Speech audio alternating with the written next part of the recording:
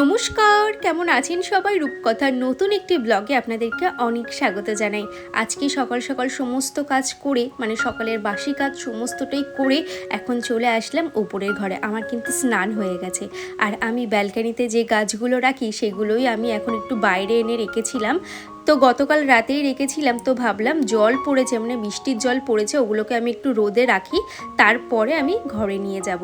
আর এদিকে মামার জন্য একটা লেটার লিখেছে যে আই লাভ ইউ মা। মাম্মামকে থ্যাংক ইউ বললাম, আর মাম্মাম খুব খুশি। আর এদিকে দেখুন, আজকে সিংহাসনটা একটু পরিষ্কার করে নিচ্ছি। গতকাল রাতেই এই সিংহাসনের গায়ে যে সমস্ত স্টিক লাইটগুলো ছিল সমস্তটাই খুলে ফেলেছি আমি আর মামামের বাবা মিলে। তো ভাবলাম সেই যখন আমি পরিষ্কার করছি, একেবারে সিংহাসনটাও পরিষ্কার করে নিই আর ঠাকুর ঘরটাও পরিষ্কার করে নিই। এই ধরনের যদি একটা ক্লিনিং ঝাড়ু থাকে না, তাহলে কিন্তু বেশ ভালো হয় ঠাকুর ঘর এই সমস্ত পরিষ্কার করার জন্য। আর এই ক্লিনিং ঝাড়ুটা কিন্তু আমি কিনেছিলাম, তবে ঠাকুর ঘরের জন্য একটা স্পেশালি কিনতে হবে। রূপা দাস আমাকে কমেন্ট করেছে, আচ্ছা দিদিভাই, তুমি সারাদিন এত কাজ করো, এত খাটাখাটনি করে তুমি রাতে ঘুমাতে যাও কখন? আবার পরের দিন মাম্মামি স্কুল থাকে। জানো তো, আমারও একটা ছেলে একটা মেয়ে আছে, ওরা তো এখন খুবই ছোট। আমি সবসময় ব্লগ দেখি, খুবই ভালো লাগে। তুমি খুব ভালো, এবং সাথে তোমার পুচকিটাও ভালো থেকো। তো থ্যাংক ইউ রূপা, এইভাবে আমার পাশে থেকো। আর কি বলতো, মাম্মাম যখন প্রথম স্কুলে ভর্তি হলো, তখন কিন্তু আমার প্রচণ্ড অসুবিধা হতো এই সব কিছু একা হাতে ম্যানেজ করার।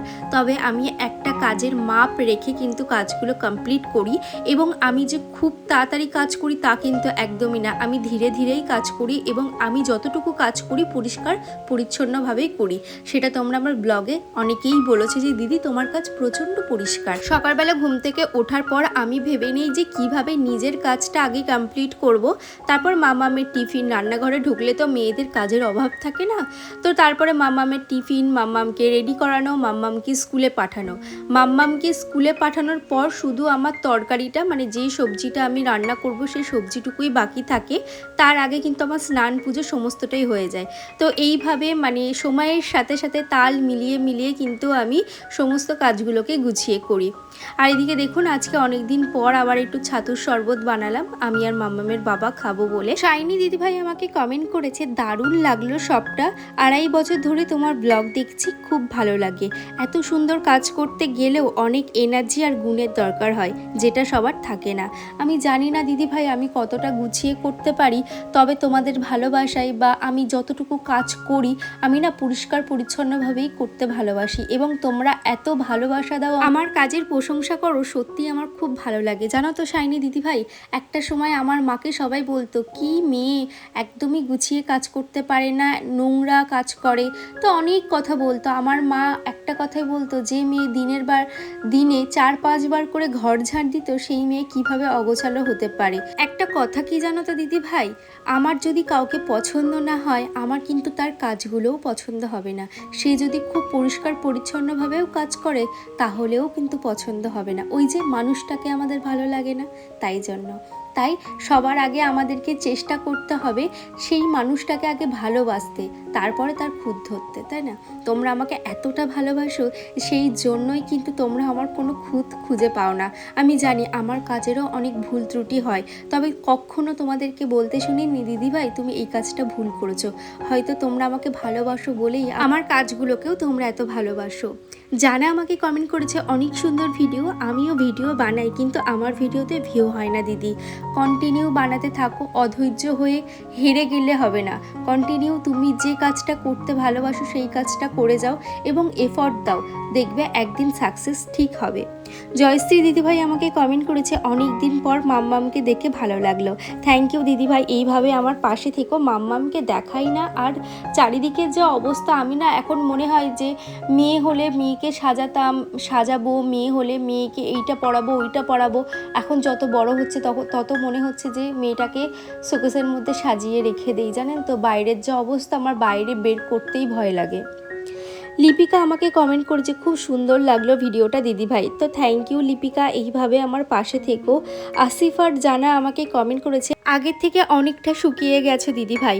তো জানি না আমি কতটা ওয়েট লস করতে পেরেছি, তবে আমি তো 5 থেকে 6 কিলো ওজন কমিয়েছি। তবে না আমি নিজের ডিফারেন্সটা আমার খুব একটা মনে হয় না।